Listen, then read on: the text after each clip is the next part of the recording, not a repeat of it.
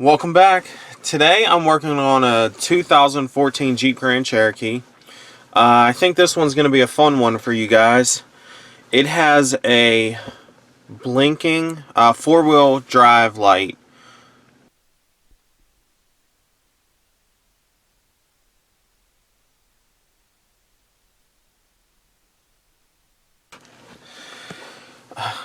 I'll be honest, I have no clue what's causing it, so first thing I'm going to do is pull codes.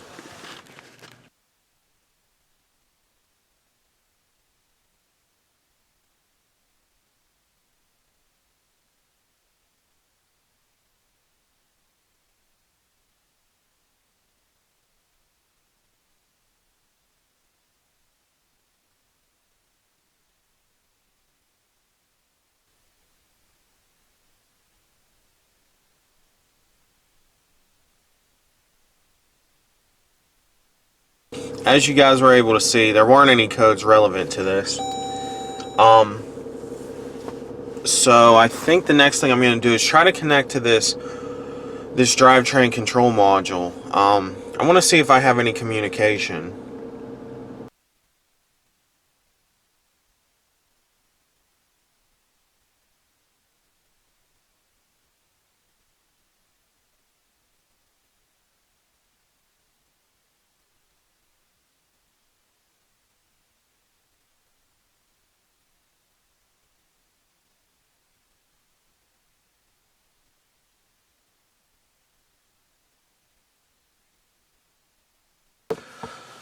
Well, I have no communication with that drivetrain control module.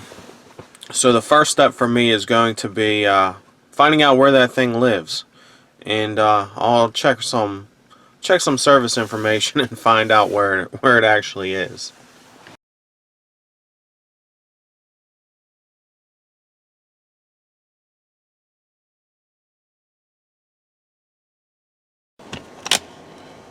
Alright. So it should just be right under the driver's side seat.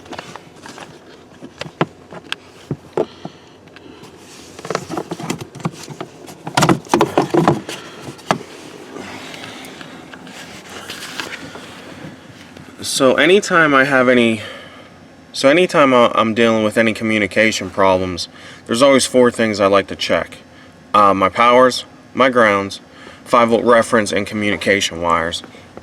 Definitely want to check my 5-volt reference. A lot of people always skip that step. So I'm going to pull up a wiring diagram and see which ones are my powers and grounds and communication wires. Here's a little secret. Anytime I'm doing any electrical inside of a car and it's hard to find a ground, I just use this little cigarette lighter adapter for my power probe. I have a power probe 3 that I don't use very often, but I use this adapter all the time. I just throw it into the cigarette lighter and grab the ground.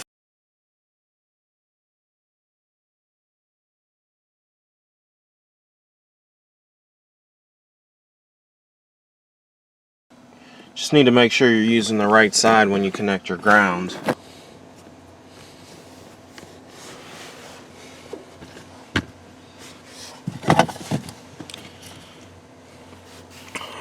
Alright, my first power is this red wire.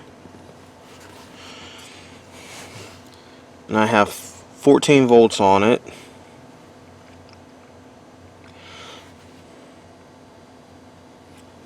Going to check my other power wire.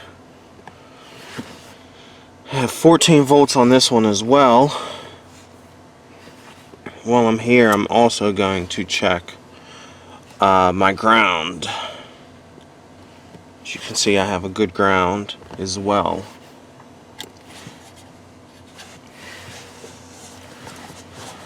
Like I was saying, I also make sure to check my 5-volt reference.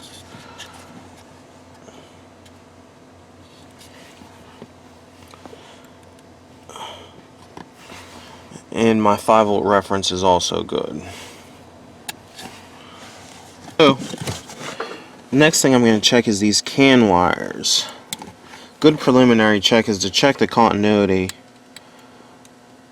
to make sure your terminating resistors are good. But in order to do that, I like to disconnect the battery. I've gotten burnt on this test before. So I'm going to go disconnect the battery as well.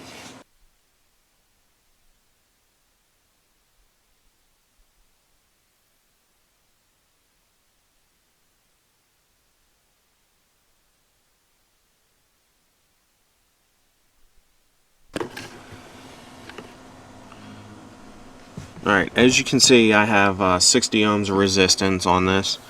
Terminating resistors are good. My last step is going to be to hook up the picoscope. If you guys made it this far into the video, you would have noticed that there's a couple clips missing some audio. I lost some audio, and I'm just doing voiceover here. In this clip, I'm actually showing the can high and can low waveform with the connector plugged into the drivetrain control module. And when the drivetrain control module was plugged in, I'm actually getting these artifacts. The next clip, I will show you that the artifacts that I'm saying right now don't exist with the drivetrain control module unplugged.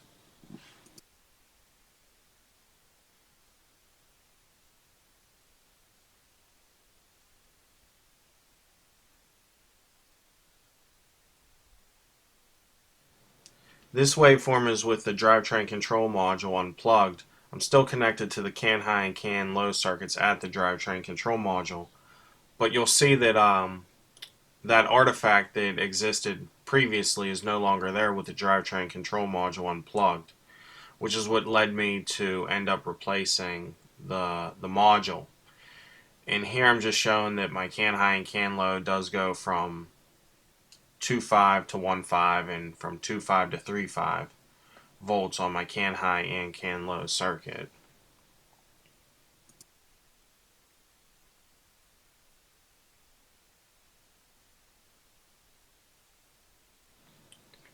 And here I'm showing that with the drivetrain control module unplugged, the lights quit blinking on the dash.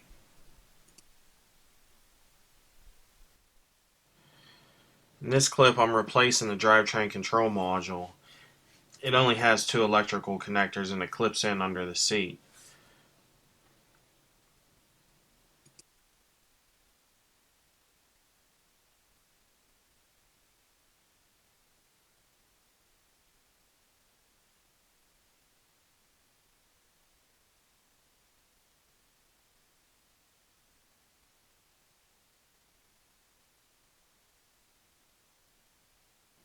With the new module installed, the instrument cluster isn't flashing anymore. And I forgot to mention that the transfer case gear selector was also blinking, and that is also fixed. With the new drivetrain control module installed, I'm going to sit here and see if I actually have communication now.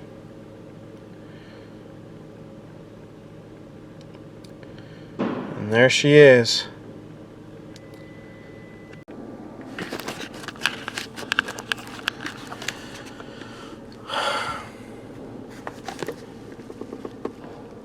Alright, so this one's fixed. There are a couple people I do want to thank. Keith from New Level Auto. I was able to send him a couple messages about this car, just to run a couple things by him, make sure what I was looking at was right. And he's such a great help. He not only helped me on this car, but he's introduced me to a boatload of YouTubers, a boatload of great techs that is just making me step my game up. I want to give a shout out to the Flat Rate Master also. He made a video and told everyone to subscribe to my channel, and it has grown exponentially since he's done that, and I couldn't appreciate it anymore. Also, Cody from Cody's Auto Diagnostics and Paulie from Paulie's Auto. They're both new YouTubers, very much like me, great techs. So make sure you go and check out their channel as well. So I guess I'll see you guys next time.